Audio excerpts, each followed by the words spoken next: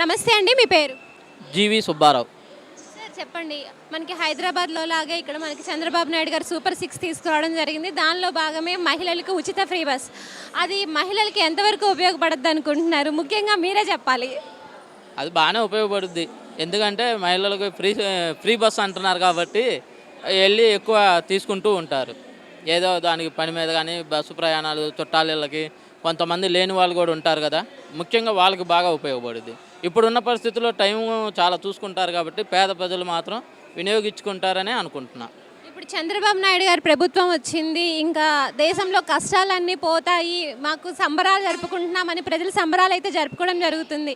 దాని మీద మీ అభిప్రాయం? నిజంగానే దేశంలో సంబరాలు జరుగుతున్నాయా? చూద్దాం, 5 సంవత్సరాలు ఉంది కదా, ఇంకా ఎంత డెవలప్మెంట్ అనేది ఉంటుంది కాబట్టి బాగానే అభివృద్ధి చెందుద్దని అనుకుంటున్నాం. అమరావతి మనకి రాజధాని కాబట్టి ఇప్పుడు బాగా డెవలప్ చేస్తారని అనుకుంటాం. అది పవన్ కళ్యాణ్ గారి ప్రభుత్వంలో పవన్ కళ్యాణ్ గారిని డిప్యూటీ సీఎంగా ప్రకటించడం అయితే జరుగుతుంది కదా, ఆయన మీద మీ అభిప్రాయం?